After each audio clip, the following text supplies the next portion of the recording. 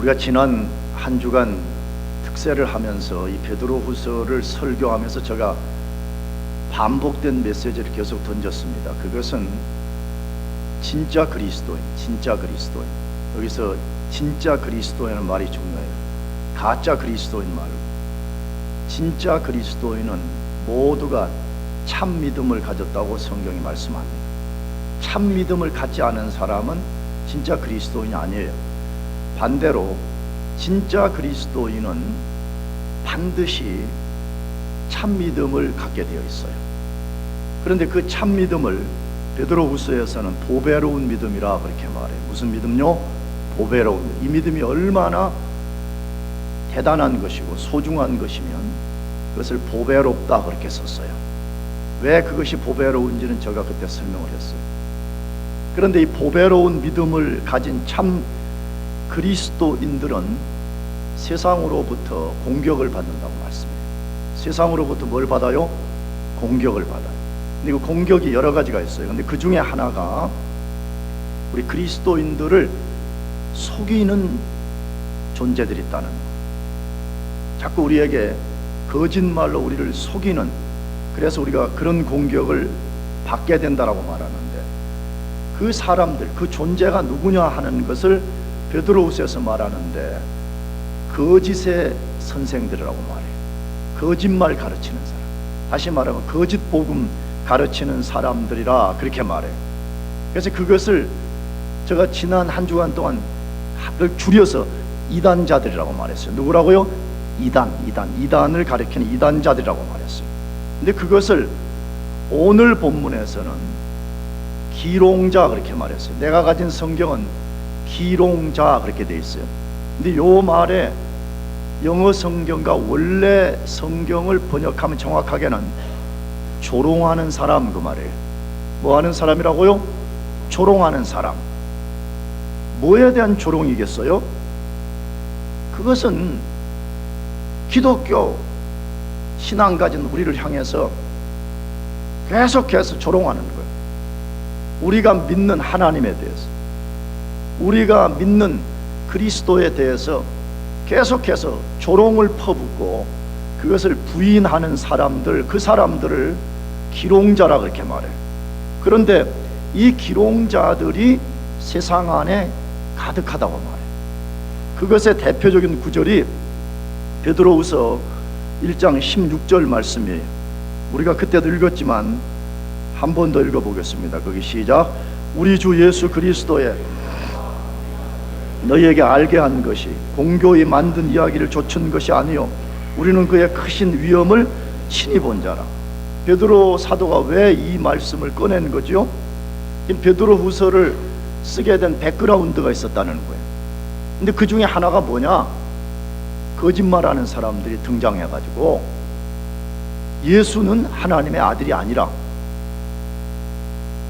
나가서 예수의 재림 그런 것은 없다라고 조롱하고 부인하고 부정하고 반대하는 그런 기롱자들이 세상에 가득해 있기 때문에 베드로 사도가 이 베드로 후서를 써서 그걸 디펜스하고 있다는 거예요.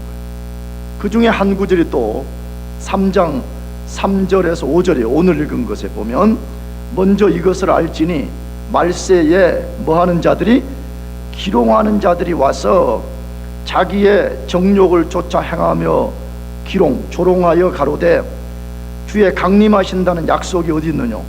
조상들이 잔 후로부터 만물이 처음 창조할 때와 같이 그냥 있다 하니, 이렇게 돼 있어요. 여러분, 이 조롱자들의 핵심적 내용이 뭐라는 거예요? 예수님의 재림은 없다는 거예요. 나가서 세상이 심판을 당한다, 그런 거 없다는 거예요.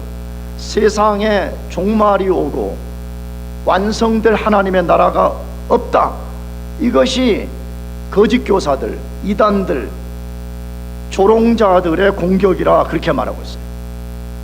우리 그리스도인들은 그러한 조롱과 공격을 받을 것이라고 성경에서 말씀하고 있다는 사실이에요.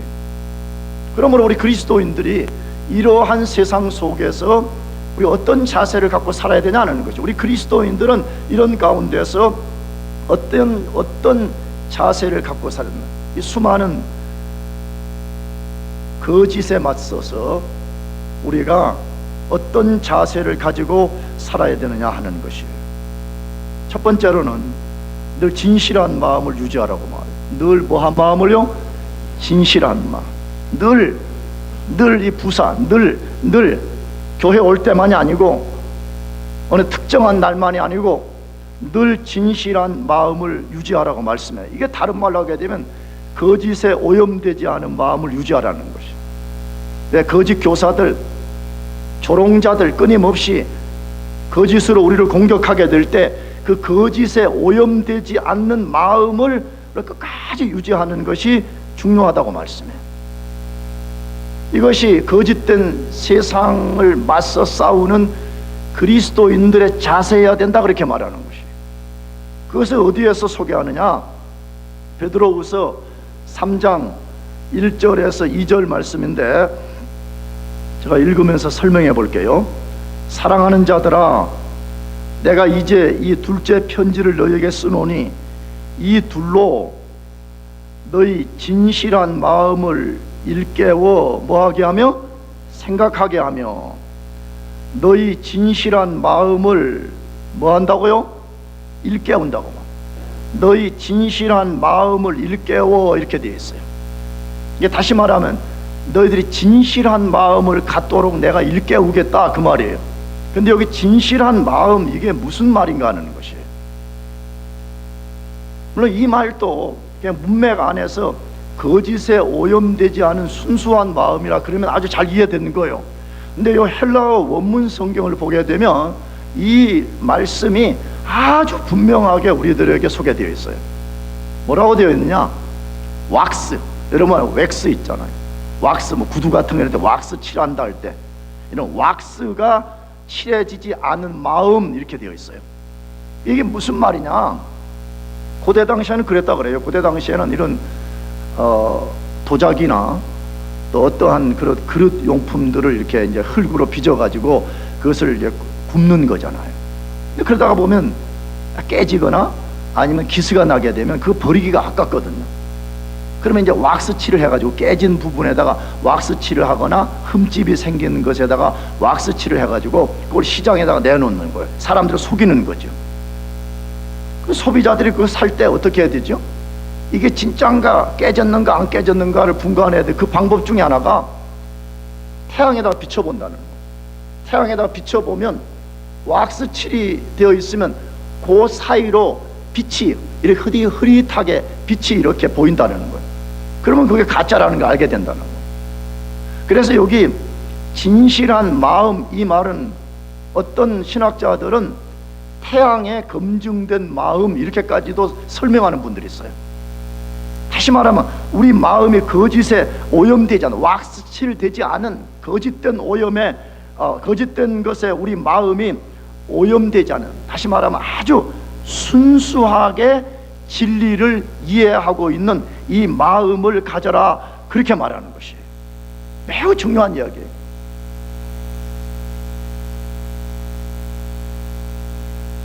예수 믿는 것이 뭐라고 생각을 해요?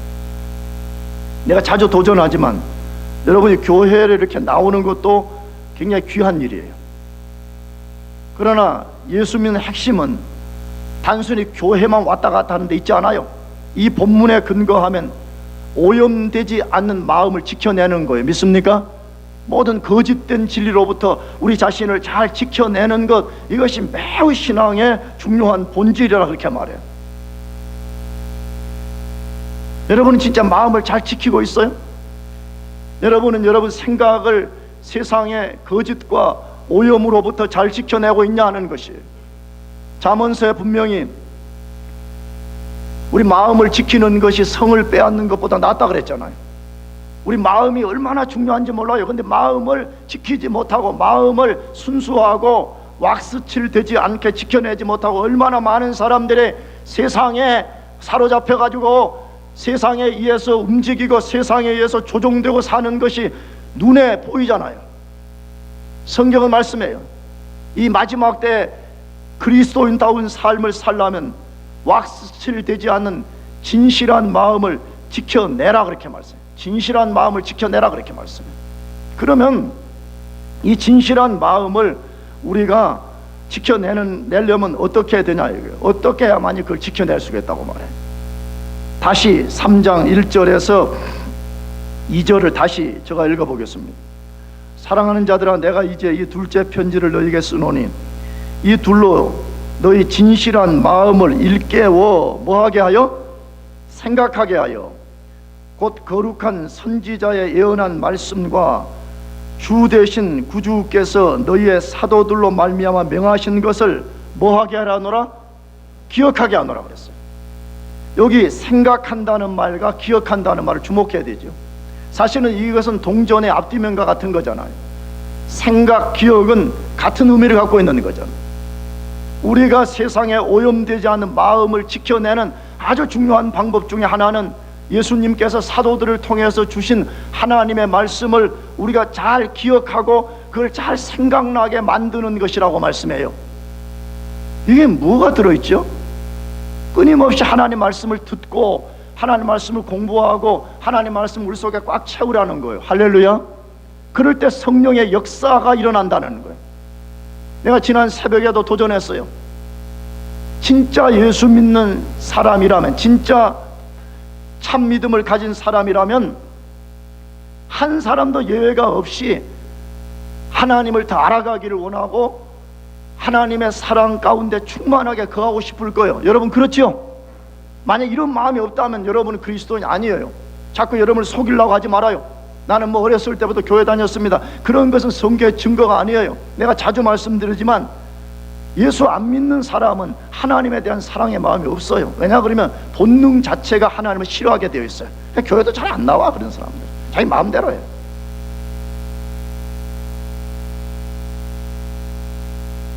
그럼 하나님을 진짜 믿는다는 말 속에는 하나님이 우리에게 새로운 본성을 주셨다는 거예요. 하나님의 본성이 우리에게 들어와서 하나님을 사랑하게 만들어요. 할렐루야. 그래서 진짜 구원받은 사람은 완벽하지 않지만 증거가 드러나기 시작해요. 하나님의 거룩한 백성들과 함께하는 것을 좋아하고 하나님 말씀을 사모하고 하나님께 기도하는 것을 즐거워하고 하나님을 계속 알아가려는 그러한 성향들이 그 사람 속에 계속 일어나기 시작하는 거예요. 근데 어떻게 그럼 우리가 세상의 수많은 유혹과 거짓 앞에서 그것들을 배격해내고 우리가 하나님만을 사랑하고 그 길만을 우리가 계속 걸어갈 수가 있냐는 것이에요. 그게 지금 본문에서 말하는 거예요. 뭐라고? 구주 예수님이 사도들에게 명하신 그 말씀을 너희가 생각하고 기억하라고 말해요. 우리가 하나님의 말씀을 꽉 채우고 그것을 계속해서 반복해서 생각하고 우리가 그것을 기억하게 될 때 성령이 그 말씀을 사용해서 우리를 인도하심을 믿으시길 바랍니다. 성령이 우리를 인도하시는 방법이 거기에 있어요. 얼마나 많은 사람들이 자기를 속이는지 몰라. 하나님 말씀 같은 거 전혀 배우지도 않고 그것을 자기 안에 꽉 채우지도 않고 어느 날 갑자기 성령이 우리 속에 강하게 역사해가지고 우리를 변화시킬 것이라고 그렇게 생각해. 성령은 그렇게 역사하지 않는다니까. 왜 그런 줄 알아요? 성령이 진리의 영이에요. 성령은 이 성경을 기록한 오리지널 저자예요. 그러므로 성령이 우리 속에 역사하는 방법은 우리가 하나님의 말씀을 잘 알고 우리가 그것을 기억하고 생각할 때 성령이 그것을 통해서 우리에게 말씀하기 시작해요. 믿습니까? 그러므로 말씀이 없는 사람 속에는 성령의 역사가 일어나지 않아요. 그래서 사도 베드로가 하나님의 말씀을 기억하고 생각하는 것이 매우 중요하다고 2번이나 반복하는 것이에요. 어디에서 한번 다루었어요? 베드로후서 1장 12절에서 15절까지 말씀인데 다 같이 한번 읽어보겠습니다. 시작. 이러므로 너희가 이미 있는 진리에 섰으나 내가 항상 너희로 생각하게 하려 하노라. 내가 이 장막에 있을 동안에 너희를 일깨워 생각하게 함이 옳은 줄로 여기노니 이는 우리 주 예수 그리스도께서 내게 지시하신 것 같이 나도 이 장막을 벗어날 것이 임박한 줄 알미라. 내가 힘써 너희로 하여금 나의 떠난 후에라도 필요할 때는 이런 것을 생각나게 하노라. 우리 그때 새벽에 다루었죠. 이 본문에 생각이라는 단어가 몇 번 나온다고요? 3번이나 나오잖아요. 베드로 사도가 죽음이 임박해 올 때에 베드로후서를 받는 1차 독자들에게 이제 내가 죽고 이 세상을 떠난 후에라도 너희들이 내가 가르친 이 진리의 말씀을 계속해서 뭐 하기를 원한다? 생각하기를 원한다는 것이. 여러분, 예수 믿는 아주 중요한 원리 속에 하나가 하나님의 진리를 생각하는 거예요. 할렐루야. 그러려면 어떻게 해야 되죠? 우리 기억과 우리 유한성 때문에 반복해서 하나님 말씀을 듣고, 반복해서 하나님 말씀을 읽고, 반복해서 하나님 말씀을 공부하고, 반복해서 하나님 말씀 우리 속에 꽉 채우는 거예요. 할렐루야. 내가 지난 특세에 말씀드렸어요. 구원의 확신도 만약 어떤 사람이 이렇게 한다 그러면 그 억지로 만들려고 안 해도 자동적으로 된다니까. 아니, 내가 그때 예를 들었잖아요. 동전 안에 어떤 것이 있으면 말이에요. 이게 내 지금 안경 닦개인데, 아니 동전 주머니 안에 있으면 있는 거잖아요. 그렇잖아요. 없으면 뭐죠? 있다 그래도 아무리 뒤져도 없는 거잖아요. 아니, 그 사람 속에 구원이 발생해서 새로운 생명이 들어오면 구원이 있는 거잖아요. 구원이 무슨 있다가 없다가 이러는 거 아니잖아요. 문제는 왜 구원이 시작되었으면서도 알지 못하죠? 왜 자기가 확신을 못 갖는 거죠? 베드로후서의 가르침을 따르지 않기 때문에 그러잖아요. 베드로후서는 분명히 말했잖아요. 너희가 참 보배로운 믿음을 가졌느냐? 그렇다면 너희들이 구원의 견고한 확신을 갖기 위해서 진리를 알아가라 그러잖아요. 할렐루야. 진리를 우리가 공부하고 알면 진짜 구원받은 사람은 내 구원 받았냐 안 받았느냐 그렇게 갈등되지 않아. 왜 안 된다 그랬어요? 아까도 내가 소개했지만 로마서 8장을 그때 인용했잖아요. 로마서 8장의 성령의 역사 중에, 성령의 역할 중에 하나가 우리의 영으로, 성령이 우리 영으로 더불어 우리가 하나님의 자녀인 것을 증거하는 거예요. 믿습니까? 아니, 성령이 너가 하나님의 자녀다, 너가 구원받은 백성이다고 우리 속에서 역사해 준다는 거예요. 근데 그 성령의 역사의 방법이 뭐라고요? 우리가 기억한 말씀, 우리가 알고 있는 이 말씀을 생각나게 만들어 준다는 거예요. 그러므로 하나님 말씀을 알아야 돼요. 할렐루야. 부단하게 하나님 말씀을 섭취하고 그것을 우리 속에 꽉 채울 때만이 성령의 강력한 역사가 일어나서 우리 마음이 계속 순수해지는 거예요. 정말 그래요. 여러분도 아마 경험할 거예요. 하나님 말씀을 부단하게 읽고 묵상하면 그 말씀의 빛이 나를 비춰서 내 안에 죄가 무엇인가를 보게 하고 그것을 버리게 되고, 그렇게 될 때 내 마음이 계속 하나님 앞에 순수해져 가고 순전해져 간다는 걸 발견하게 되잖아요. 그런 사람들은 마음이 가벼운 거요. 그런 사람들은 마음의 기쁨이 꽉 차니까 신앙생활이 즐거운 거예요. 그래서 예수님도 누가복음 21장 34절에서 그와 같은 말씀을 하신 거예요. 누가복음 21장 34절을 다 같이 읽어보겠어요. 시작. 너희는 스스로 조심하라. 방탕함과 술취함과 생활의 염려로 마음이 둔하여지고 뜻밖의 그날이 덫과 같이 너희에게 임하리라. 놀랍잖아요. 성경은 똑같은 이야기를 하고 있잖아요. 지금 명시적 단어는 틀려도 핵심 내용은 지금 똑같잖아요. 베드로후서에서는 약한 세대에서 너희를 지켜내기 위해서는 순전한 마음을 가지라 이렇게 말한 거죠. 오염되지 않은 마음을 가지라 이렇게 말하는데 예수님은 그것을 뭐라고 말했다고? 다시 너희는 스스로 조심하라. 너희는 스스로 뭐 하라고요? 매우 조심해야 돼.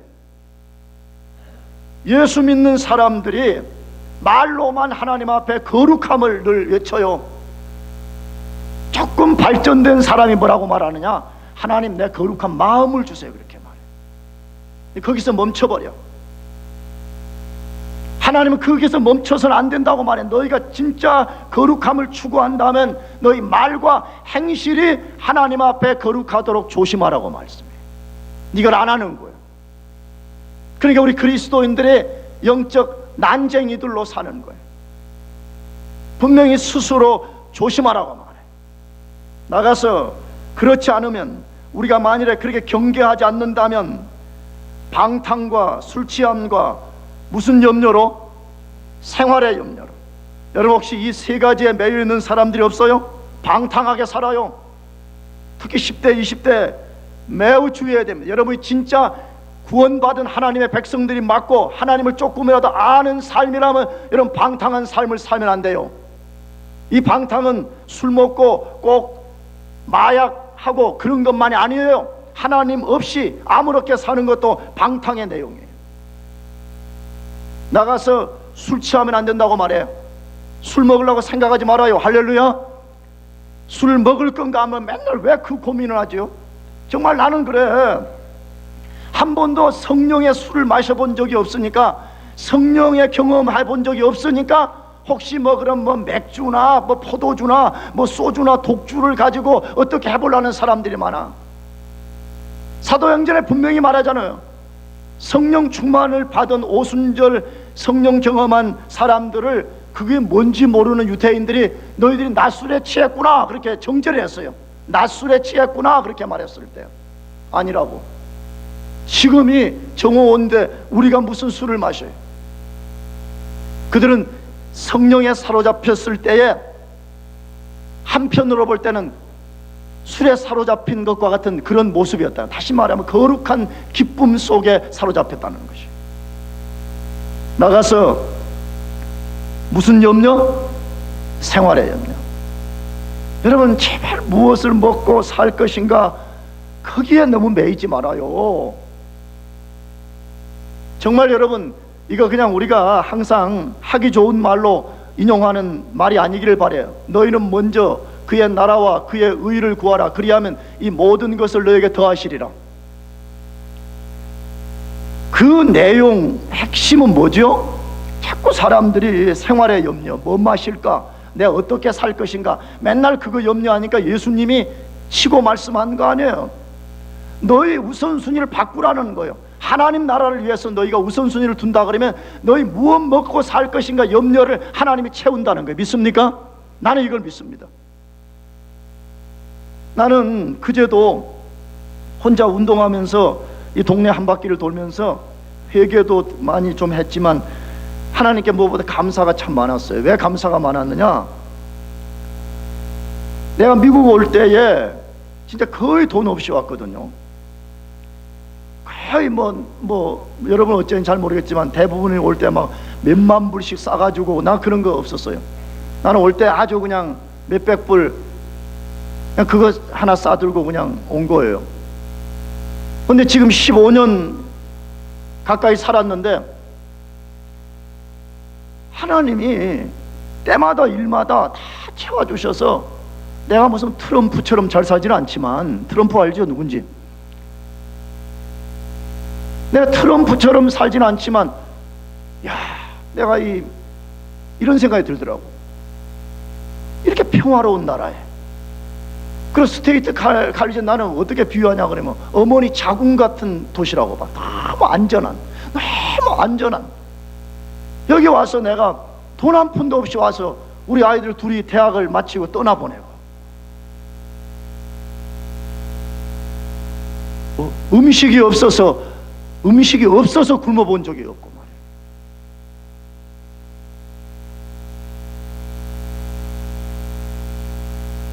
말이에요. 너무너무 부족한 목사, 너무너무 부족한 인생임에도 불구하고 하나님 나라를 우선해서 살겠다고 그나마 조금 애를 쓰면 하나님 더 많은 것을 채워줘요. 할렐루야. 이걸 바꿔요. 생활에 염려에 매여가지고 그러면 어떻게 된다고 말해요? 그 다음 절에 뭐라 그랬어요? 뜻밖의 갑자기 그 말이지요. 예기치 않은 때에 그날이 뭐가 같이? 덫과 같이 너에게 임할 것이라. 주의 날, 심판의 날이 갑자기, 사람들이 짐승을 잡기 위해서 덫을 놨는데 짐승들이 그게 뭔지 모르고 지나가다니 팍 사로잡히는 것 같이 그렇게 되는 날이 올 것이라고 말해요. 그러므로 하나님 말씀을 끊임없이 여러분 속에 채우고 그것을 섭취함을 통해 가지고 여러분 마음들이 순전해지기를 바랍니다. 여러분 마음들이 가볍게 되게 만들어. 할렐루야. 만일에 주님이 나를 오늘이라 딱 부르신다 그러면 내가 마음이 너무 무거워, 다시 말해 세상의 욕망을 내려놓지 못해가지고 내가 어떻게 주님 앞에 가요? 내가 이거 어떻게 아니, 그게 아니고 주님이 오늘이라 부르면 예스라고 갈 수 있는 항상 그 마음을 가지라는 거예요. 할렐루야. 그렇게 살아야지 그리스도인들이. 여러분 마음들이 순전해지기를 축복합니다. 그 다음에 두 번째로 거짓에 맞서는 그리스도인들의 자세는 어떠해야 되냐는 것이, 종말의 특성을 알고 있으라고 말해.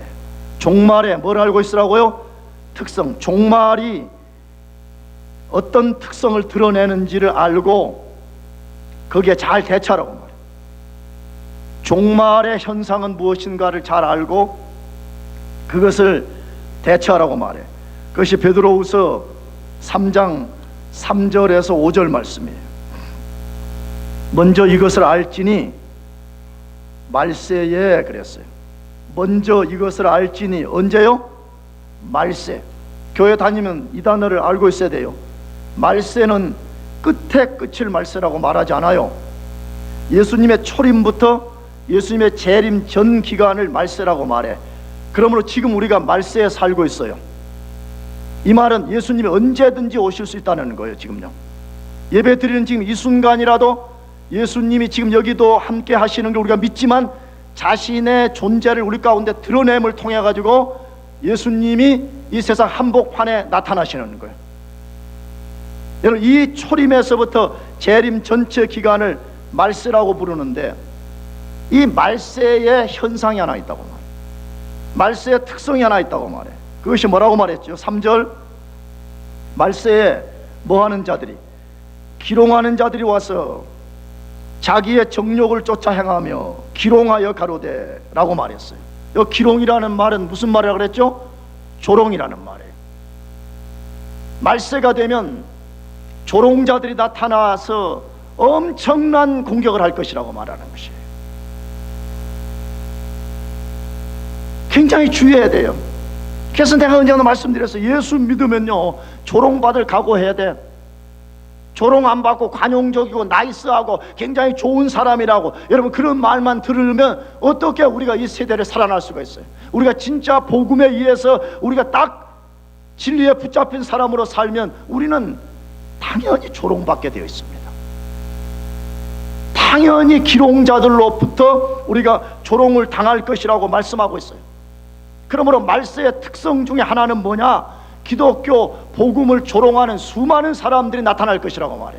근데 이것은 베드로 사도 한 사람만이 말한 것이 아니었어요. 우리의 구주이신 예수님도 말씀하시고 예수님의 위대한 제자인 사도 바울도 말씀했어요. 근데 예수님이 말씀한 내용부터 우리가 좀 살펴보려고 그러는데, 그것이 마태복음 24장에 나와 있는 말씀이에요. 마태복음 몇 장이라고요? 24장 3절, 5절, 그리고 11절, 23절에서 26절. 근데 이걸 읽기 전에 마태복음 24장은 예수님이 종말에 대해서 말씀하신 성경이에요. 그래서 흔히 이걸 복음서의 혹은 마태복음의 계시록이라 그렇게 불려요. 그래서 이 말씀을 하시면서 이 마지막 때에 어떤 현상들이 일어날 것인가를 예수님이 말씀했어요. 그것을 3절에서 5절까지 제가 좀 읽어보려고 그래요. 예수께서 감람산 위에 앉으셨을 때 제자들이 종용이 와서 가로되 우리에게 이르소서 어느 때 이런 일이 있겠사오며 또 주의 임하심과 세상 끝에는 무슨 징조가 있사오리까? 무슨 현상이 일어나냐 이거죠. 예수님이 뭐라고 답변했어요?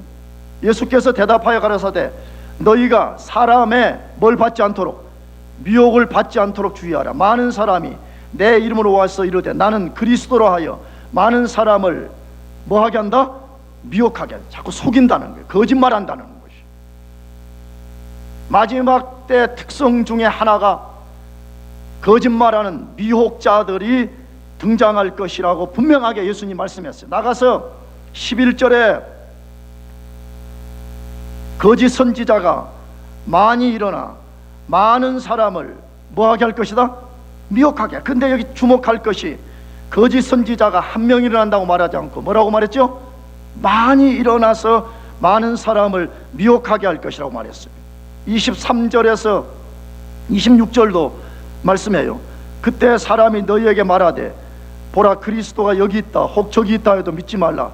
거짓 그리스도들과 거짓 선지자들이 일어나 큰 표적과 기사를 보이어 할 수만 있으면 택하신 자들도 미혹하게 하리라. 보라, 내가 너희에게 미리 말하였노라. 그러면 사람들이 너희에게 말하되, 보라, 그리스도가 광야에 있다 하여도 나가지 말고, 보라, 골방에 있다 하여도 뭐 하지 말아라? 믿지 말아라. 이번엔 말세의 마지막 때 가장 큰 특성 중에 하나가 뭐예요? 다른 무슨 뭐 자연계 무슨 변화 이런 것도 있지만, 마태복음 방금 말씀에 근거하게 되면 기롱자들, 거짓 교사들, 이단자들, 이것들이 세상에 가득해서 하나님의 백성들을 미혹, 유혹, 속이는 일이 벌어질 것이라고 예수님이 분명하게 말씀했습니다. 심지어 사도 바울도 그의 서신서에 그것을 말했는데, 그것이 디모데전서 4장 1절에서 2절까지 말씀이에요. 디모데전서 4장 1절에서 2절, 이것은 다 같이 한번 읽어보겠습니다. 시작. 그러나 성령이 밝히 말씀하시기를, 후일에 어떤 사람들이 믿음에서 떠나 미혹하는 영과 귀신의 가르침을 쫓으리라 하였으니, 자기 양심이 화인 맞아서 외식함으로 거짓말하는 자들이라. 사도 바울이 아주 분명하게 말했습니다. 후일에, 사도 바울이 1세기에 이 디모데전서를 썼는데 후일에 그랬으니까 앞으로 예수님의 재림이 임박해 오는 그때에 그 말이죠. 어떤 사람들이 믿음에서 떠나, 그렇게 말했어요. 어떤 사람들이 뭐해서 떠난다고요? 믿음에서 떠나. 난 제발 부탁해, 여러분들이 천국 갈 때까지 이 믿음을 끝까지 지켜내기를 축복합니다. 진짜 그렇게 해요. 왜 그러죠? 왜 신앙생활 하고 싶으면 하고 안 하고 싶으면 안 하고 그러죠? 난 여러분을 나쁘게 말하려는 게 아니에요. 여러분이 진짜 그리스도인가를 점검해봐요. 여러분이 진짜 그리스도인이라면 어떻게 우리가 그렇게 살 수가 있죠? 이 베드로 후서는 내가 말씀을 드렸지만 평안한 때 쓰여진 것이 아니었어요. 핍박과 환난, 엄청난 박해를 받고 있는 그리스도인들이 이 수신자들이었는데, 그들은 그 상황에서도 믿음을 지켜낸 거 아니에요. 근데 이 평화로운 때, 어머니 자궁 같은 땅에 사는 이때에도 신앙생활을 못 지켜낸다면 도대체 어디 가서 여러분들이 진짜 신앙인이라는 걸 검증할 수가 있는 거죠? 여기 분명히 말씀했잖아요. 어떤 사람들이 어디에서 떠나게 된다고요? 믿음에서 떠나게 될 것이라고 말하잖아요. 데살로니가 전후서를 읽어보게 되면 예수님 재림 전에 나타날 현상 중에 하나가 배도자들이 나온다 그래요. 누구 배신하는 사람이죠? 예수님 배신하는 거. 예수님 배신하는 거. 핍박 때문에 배신하고, 세상이 좋아서 배신하고, 믿음을 끝까지 지켜내지 못해서 그런 배신자들이 나올 거라고 분명하게 말씀하고 있어요. 나는 여러분들 중에 한 사람도 그런 사람이 없기를 축복합니다. 나가서 뭐라고 말했어요? 어떤 사람들이 믿음에서 떠나 미혹해 하는 영과 귀신의 가르침을 쫓으리라. 미혹해 하는 영과 누구 가르침을 쫓아요? 귀신의 가르침을 쫓게 되는 사람들이 있을 것이라고 사도 바울이 분명하게 말씀하고 있는 것입니다. 그러므로 지금 우리 그리스도의 싸움은 이런 싸움이 난 아니라고 생각해. 내가 얼마나 세상에서 부자 될 것이냐, 내가 우리 자녀들을 얼마만큼 좋은 대학에 보낼 것이냐, 내가 얼마만큼 여기서 내 명성을 쌓을 것이냐, 이게 우리 싸움이 아니라니까. 우리의 싸움은 하나님 아버지와 하늘 군대와 지옥과 지옥 군대와 이 거대한 싸움 사이에 우리가 지금 거기에 놓여 있는 거예요.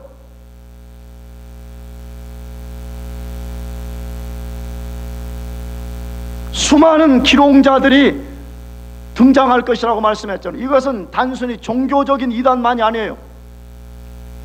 종교적 이단은 어떻게 보면요, 우리가 조금만 신앙적 교리를 갖게 되면 탁탁 우리가 막아낼 수가 있어요. 문제는 오늘 수많은 이 학교와 수많은 사회 안에 있는 기롱자들이에요. 하나님이 없다는 것이. 예수의 재림 같은 거는, 그거는 종교적인 환상에 빠진 사람들이 만들어낸 이야기라는 것이. 지금 여러분들이 공부하는 학교들이 대부분이 지금 복음을 기롱하잖아요. 복음에 대해서 조롱하는 이런 때 있잖아요.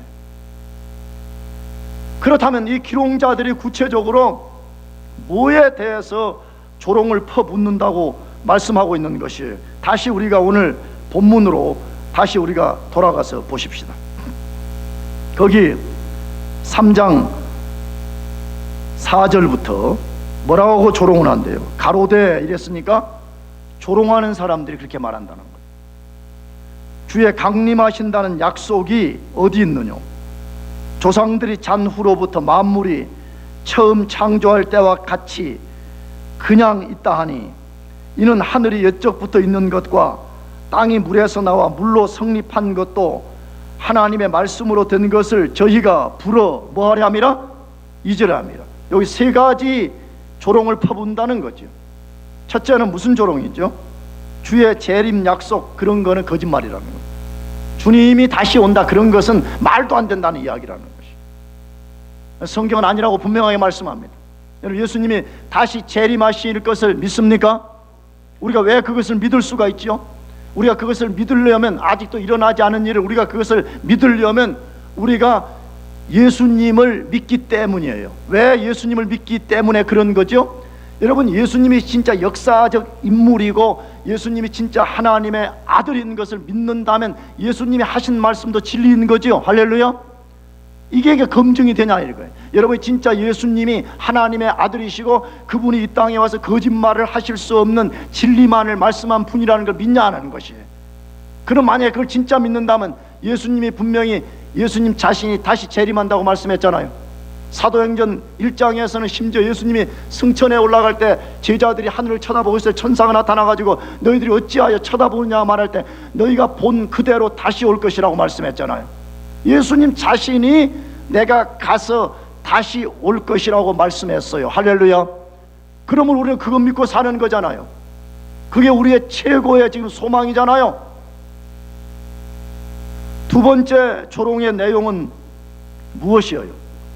만물은 예전부터 그대로 있었다는 거예요. 이걸 조금 고상한 말로 만물 균일설이라 그렇게 말해요. 아니, 만물은 옛날부터 지금 그대로 있는 건데 무슨 이 세상이 뭐 끝이 나고 세상이 무슨 심판이 있냐, 그런 개똥철학 같은 이야기를 하냐 그렇게 말해. 아, 세상은 옛날부터 지금 그대로 있지 않냐. 저 니타니 마운틴이 내가 옛날에 7년 전 공부할 때도 있고 14년 전에 여기 왔을 때도 있고 20년 전에 왔을 때도 있지 않느냐. 근데 무슨 세상이 종말이 온다고 말하느냐. 만물 균일설을 주장한다는 거예요. 굉장히 놀라운 지식을 가진 것처럼 그들이 말하는 거죠. 그러나 성경은 절대 그렇지 않다고 말씀해요. 우리가 알지만 세상은 하나님께서 이미 노아 시대 때에 물로서 세상을 심판하실 때 그냥 단순히 이 세상에 물을 꽉 채운 것이 아니에요. 성경을 보게 되면 이 세상에 대격변이 일어나는 것이에요. 이것이 이제 세상 지질학자들과 성경을 공부하는 우리의 차이점인데, 세상에 이러한 대격변으로 인해서 만들어진 이런 것을 뭐 백악기니 뭐 우리는 그런 거로 생각하지 않아요. 나는 그렇게 믿지 않아요. 물론 이것은 여러분이 뭐 받아들여도 되고 안 받아도 되는 건데, 나는 노아 홍수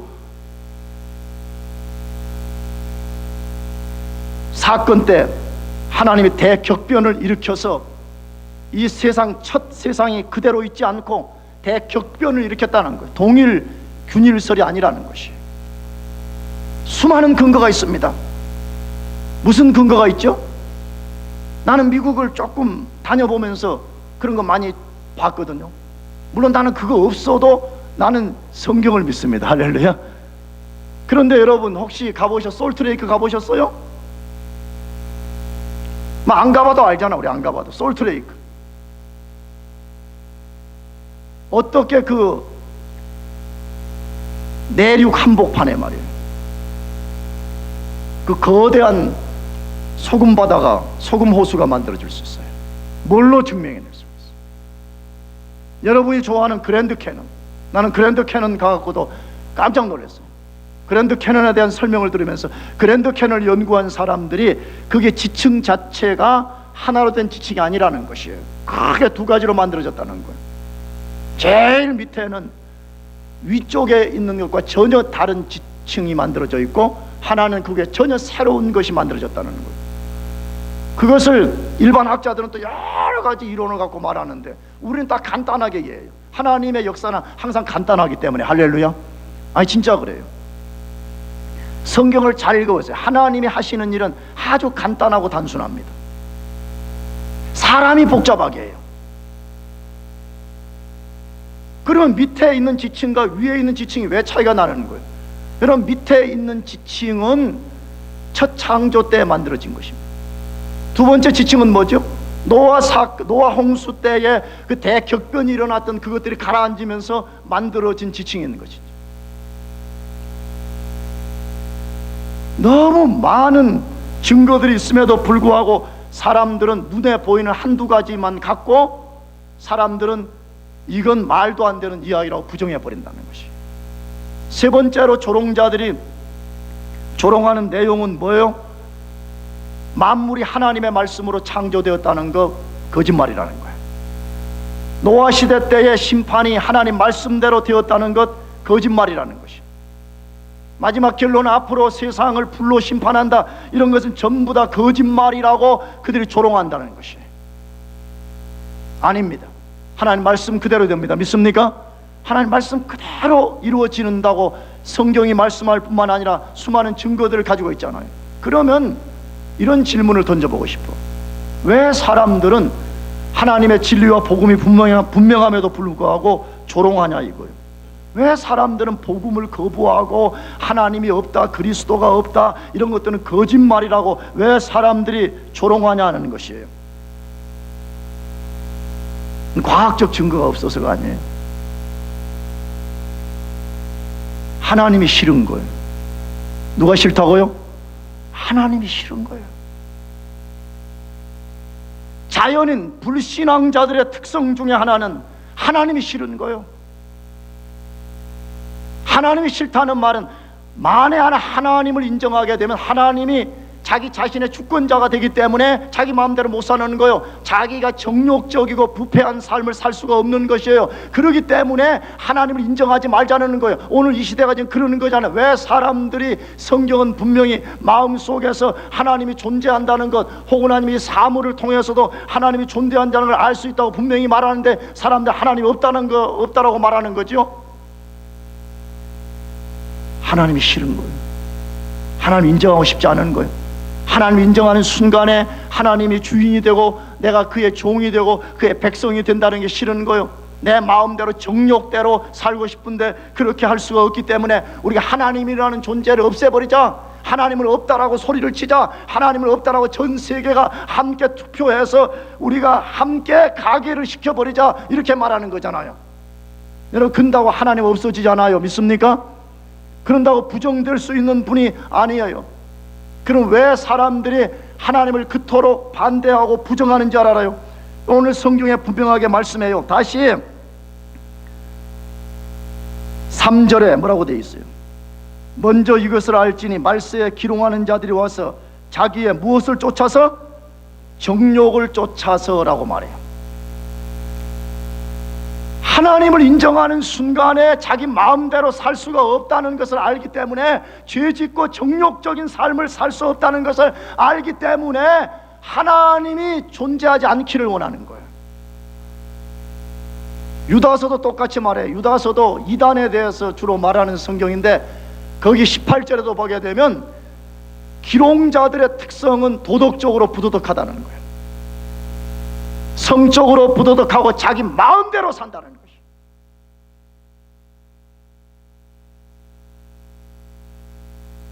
이게 마지막 종말 때 특성이라고 말해. 제발 부탁해. 여러분들이 첫째로는 거짓 복음에 속지 않기를 축복합니다. 나가서 여러분들이 도덕적인 사람들이 돼야 돼. 복음 안에서 날카로운 도덕적인 능력을 키워내고 이 세상에 물들지 않는 그런 사람들로 우리가 살아나야 되는. 왜 그렇지 않냐면 그 날이 덫과 같이 임하는 날이 올 것이라고 말했잖아요. 여러분, 우리는 심판의 날이 진정한 구원의 날이 되잖아요. 한 사람이라도 그리스도의 오시는 재림의 심판날이 덫과 같은 날이 되지 않기를 축복합니다. 마지막 세 번째로 거짓에 맞서는 그리스도의 자세는 어때야 된다고 말해요? 마지막 불의 심판이 있다는 것을 믿으라고 말해요. 마지막 무슨 심판이 있다고요? 불로서 이 세상을 하나님이 심판한다는 것을 믿으라고 말해요. 그런데 그 불로서 심판하는 것이 하나님 말씀 그대로 된다는 것을 믿으라고 말해요. 그것을 어디에서 다뤄요? 3장 6절에서 9절까지 말씀인데 제가 짧게 설명하고 마치겠어요. 이로 말미암아 그때 세상은 물의 넘침으로 멸망하였으되 하나님 말씀 그대로 됐다. 지금 그 말이에요. 그 문맥이 7절 이제 하늘과 땅은 그 동일한 말씀으로 불사르기 위하여 간수하신 바 되어 경건치 아니한 사람들의 심판과 멸망의 날까지 보존하여 두신 것이니라. 그렇게 말해요. 세상 사람들은 심판은 없다라고 강력하게 말하는데 성경은 지금 아니라고 말해. 노아 때에 하나님이 물로 심판한 것도 말씀대로 심판을 했고, 이제 마지막에 불로서 세상을 심판한다 한 것도 말씀대로 된다는 거예요. 믿습니까? 말씀 그대로 된다는 거예요. 말씀 그대로 앞으로 이 세상은 불로서 심판을 당하게 될 것이라고 말씀하고 있어요. 그러면 마지막으로 이런 질문 던지고 싶어. 이거 왜 빨리 심판하지 않냐는 거예요. 왜 빨리 예수님 안 오시냐는 거예요. 지금 온다고 하신 지가 2000년 전부터 말해놓고 아직도 안 오시는 건 뻥 아니에요? 너무 안 오시니까 사람들이 이건 판타지 아니에요? 이건 거짓말 아니에요? 이렇게 말하는 사람들이 있다는 거예요. 그런 사람들을 향해서 8절부터 말씀하는 거죠. 사랑하는 자들아, 주께는 하루가 1000년 같고 1000년이 하루 같은 이 한 가지를 뭐 하지 말아라? 잊지 말아라. 요거에 과학도들은 연구해봐. 물론 이미 이 연구는 내가 한 걸로 알고 있는데, 시간의 비절대성 같은 것들, 하나님 앞에서의 시간은 항상 현재성이라고 하는 것들, 이건 내 몫이 아니에요. 여러분 과학자들의 몫이에요. 논문 써봐요. 할렐루야. 아니 목사님 지금 쓰는 것도 골치 아픕니다.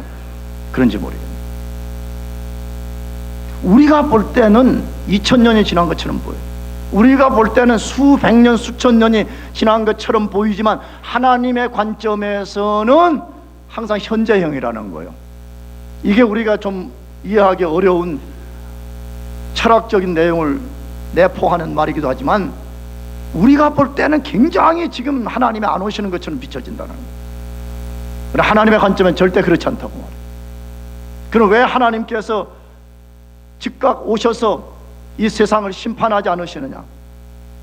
9절에 주의 약속은 어떤 이에 더디다고 생각하는가 더딘 것이 아니라 오직 너희를 대하여 오래 참으사 아무도 멸망치 않고 다 회개하게 이르기를 원하시느니라. 뭐 때문이래요? 다 회개하고 구원받기를 원하시는 것 때문이라. 할렐루야. 이게 하나님의 사랑과 자비예요. 하나님이 언제든지 멸망시켜도 하나님의 명성과 공의에는 조금도 손상이 가지 않습니다. 그럼에도 불구하고 하나님이 우리 보기에 2000년 동안이나 안 오시는 이유가 어디에 있다는 것이, 우리 자신들 때문이라고 말하는 거예요. 여러분 자신들 때문이라고 말하잖아요. 이 세상 사람들 때문이라고 말하잖아요. 뭐 때문이라고? 회개하라는 것이, 회개하고 주께로 돌아가라는 거예요. 회개가 뭐예요? 내가 특세 때 말씀드렸어요. 회개는 단순히 생각으로, 마음으로 조금 하나님 잘못했습니다, 다음 주부터 잘하겠습니다, 그리고 또 그렇게 하는 거, 그거는 거짓 회개라고 말해요. 진짜 회개는 헬라어로는 메타노이아라는 말이고, 그 메타노이아가 나오는 라틴어는 다시 생각한다는 말이에요. 어떻게 한다고요? 다시 생각해요. 그래서 이게 진짜 잘못되었다는 것을 내가 진짜 깨달으면 그 잘못에서부터 완전히 돌아서서 하나님께로 돌아가는 것을 메타노이아라고 말하는 것이에요. 만일 어떤 사람이 죄 짓고 또 이불 속에서 하나님 잘못했어요, 또 다음 주에, 그거는 거짓 회개라고 말해요. 하나님 우리에게 진짜 회개하기를 요구합니다. 할렐루야. 여러분 가운데 혹시라도 거짓 진리에 속임당해서 마음이 부패한 상태에 있고 마음이 무거운 상태에 있는 사람들이 있다면 여러분들이 진짜 회개하고 주께로 돌아가야 됩니다. 주께 돌아가야 돼. 할렐루야. 왜? 주님의 오실 날을 우리가 예측할 수 없기 때문에 그래요. 다음 주에 다루겠지만 주님은 분명히 도적같이 오신다고 말씀했어요. 여러분 도둑놈이 어떤 집에 쳐들어갈 때 내가 너희 집에 훔치러 간다고 통보하고 훔치러 가는 도둑 봤어요? 한 명도 없잖아요. 그래도 내가 대학 졸업하면 오겠지, 그래도 내가 결혼하고 나면 오겠지, 그건 우리 생각인 것이고 하나님의 타이밍을 우리가 알 수 없기 때문에 우리는 항상 깨어 있어야 됩니다. 할렐루야. 우리 마음이 순전해서 주님이 부를 때 세상에 대해서 미련 없이, 조금도 이 세상에 대해서 주저함이 없이 우리가 주께로 갈 수 있는 항상 그 태도를 갖고 있어야 되잖아요. 100m 경주 스타팅 라인에 서 있는 선수가, 레프리가 총을 쏘면 언제든지 달려갈 것처럼 우리가 그 자세를 하고 살아야 되잖아요. 여러분이 진짜 하나님이 살아계시고 여러분이 예수님이 진짜 구주이신 것을 믿는다면 여러분 마음들을 순전하게 만들어서 매일매일 매순간 매순간이 하나님께 합당하게 살기를 축복합니다. 기도하겠습니다. 우리가